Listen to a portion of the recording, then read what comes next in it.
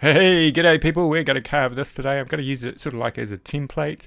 You can probably find this design online as well. You can sort of see the holes and we're all the way through there. We're going to actually make it a little bit more simple and not sort of have it separated like that. You'll see what I mean as we go along. So I'm just going to sort of like trace it out. But it's quite a common design in New Zealand. It's sort of like, I believe it's a contemporary Maori design. I'm not sure if it's from... has a historical sort of aspect to it or not, but I have actually seen these in Celtic designs as well. It's sort of like a twist, I guess you would say. So I'm just sort of putting a little bit of vivid on those lines as well, just so I can sort of see. Here's some measurements for you. The width is 0.46 inches by about 3 inches long, and the width is 1.4 inches. So once we've got that design on, I'm going to actually sort of like put where the holes are going to be there. I don't know why my hand's shaking like that.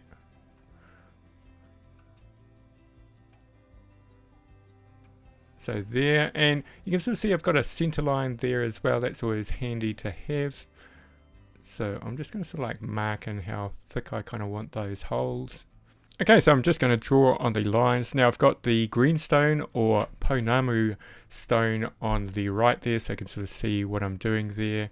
And you can sort of see, I'm just trying to figure it out where to draw the lines. Sometimes it's sort of like a little bit confusing where they kind of join up if your brain isn't quite working on today, if you haven't had enough coffee or something like that. So you can sort of see me there looking. And then you've got to draw it on the other side, but what I'm going to do is I'm going to carve a little bit of this side and then I'll draw it on the other side in a little while. Now I'm going to start carving with the Kutzall flame burr, and you could cut this out on the bandsaw, where you could get most of it done on the bandsaw, or you could use a scroll saw, which would be really good with this.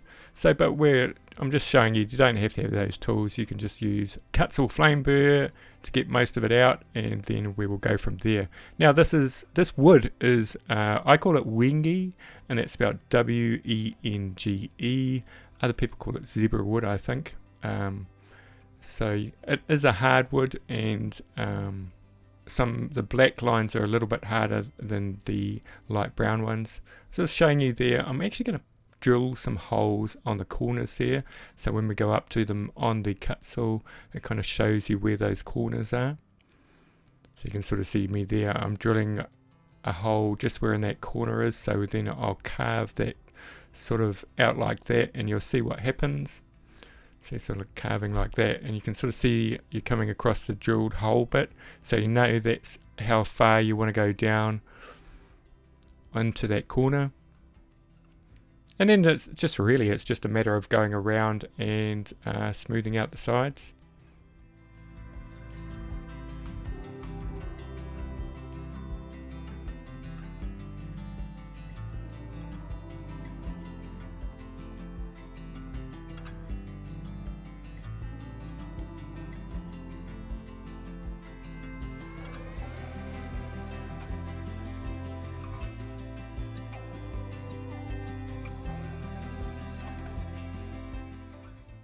And now we're going to use the POLIWELL sanding disc, and I'm using a 60 grit.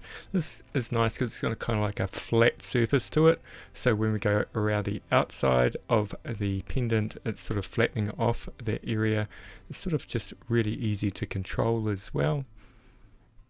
And you might notice I put all these sort of tools up in the left hand corner, and you can also see the number 9 on there. So when you go to the description, you just need to look for number 9 and then follow that link. Now these links are affiliate links, and so what that means is I get a little bit of money from it.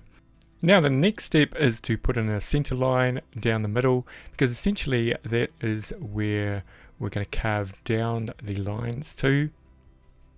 So we're going to carve that line, what I'm just going there, sort of down to that center line that I just made, but it sort of like tapers up as well and around. Yeah, so keep going down and sort of tapering it around, and keep on having a look. Oh, quite a long way off that middle line. but you can sort of see where it's kind of going down. Now we'll start the one above it as well, so that goes down to the middle line as well. So essentially I've just done that with all of them with the Kutzall Flame Burr, and you can probably carry on with that Kutzall Flame Burr. But quite like this one, this is a cutter burr because it's got a real nice sharp edge. Now you have to watch this in sort of real hardwoods because it can chatter, and so that just means it grips the wood. You saw a little bit of wood fly off there, that doesn't really matter. It's probably going to fly off anyway no matter what burr you were using.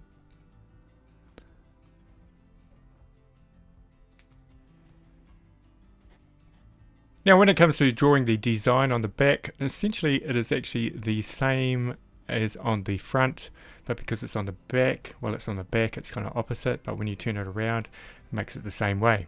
So I hope that you kind of understand that. Now what you can do is you could put little crosses where you're going to carve down on this one, just to make it obvious, so you don't carve the wrong parts off. I should have done that on the other side as well. Okay, so essentially what we're doing here is we're doing the same as what we did on the other side, and we're going down to that halfway point.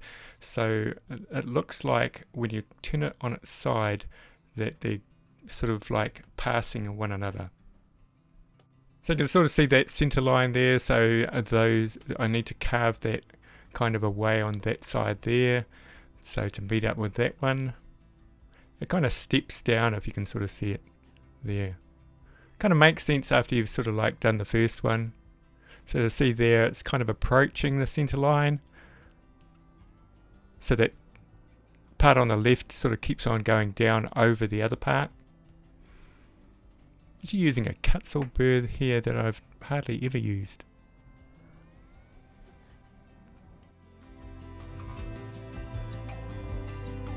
Okay, I did a video a while ago about this Pro Dusk Mask. Still really liking it.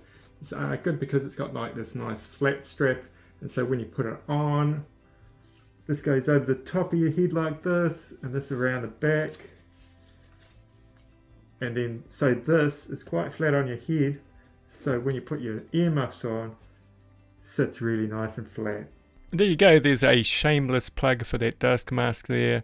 You can find the affiliate links in the description, but I would definitely go for that Pro model because it just doesn't slip down your face. Okay, so we're back to carving this, and it's looking pretty good actually. Yeah, you can sort of see how the lines are going into the center now, and it looks like they're going over each other. So it's just really a matter of sort of rounding off everything now and making it smooth, so you can sort of see all the sharp edges there. You want those to be rounded off. And the benefit with this wood when we round it off is the grain is actually going to bend, if you get what I mean. So it looks like it's going around a bend as well as going around a bend. Firstly, I'm going to use this trumpet shaped burr to sharpen up those lines around the corner. Nice thing about this is it's almost kind of at the right angle to sort of like make those kind of areas. Now I'm pushing the top into it as well as using the side of the burr.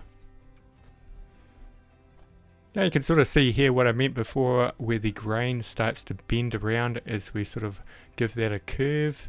So it's not going straight down, it's got those really nice patterns curving around.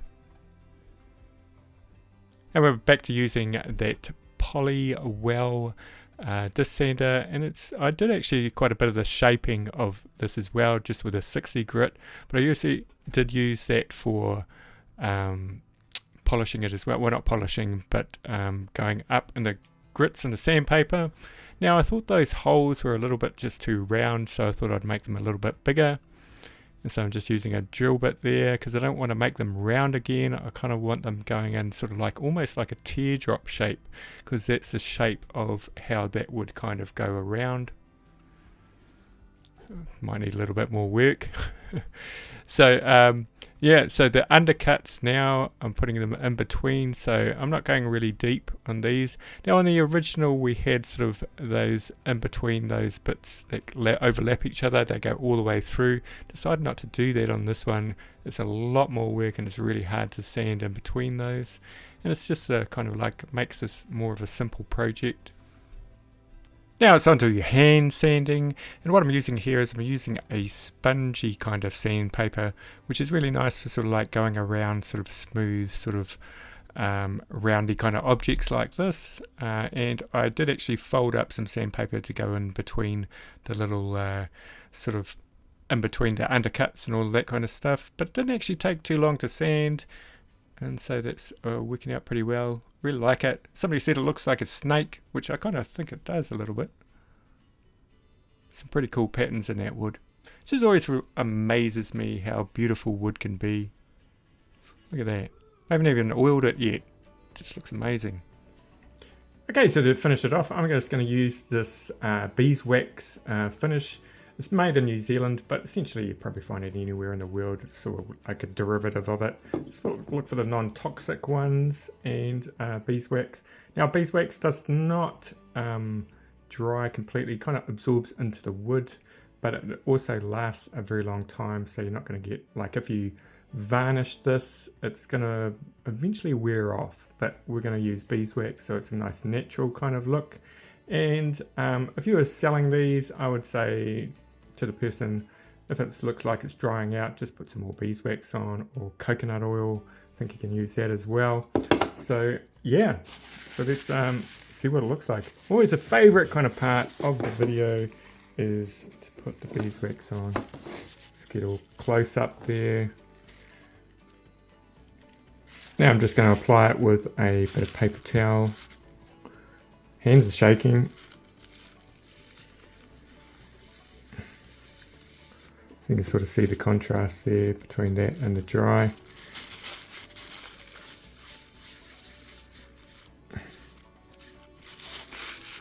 Then you just wipe it off like that. Look at that. Very nice.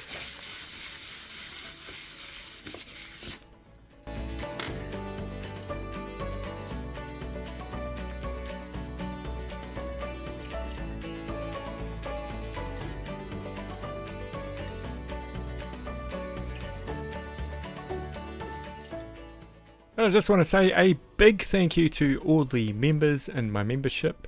It's pretty cheap to join. It's only about $2 American per month, I believe, for the lower tier, and if you wanted to support it a little bit more, you can go to one of the higher tiers. Everybody gets the kind of same kind of deal. Got lots of videos in there. I'm going to hopefully put out another one this week. See you everybody.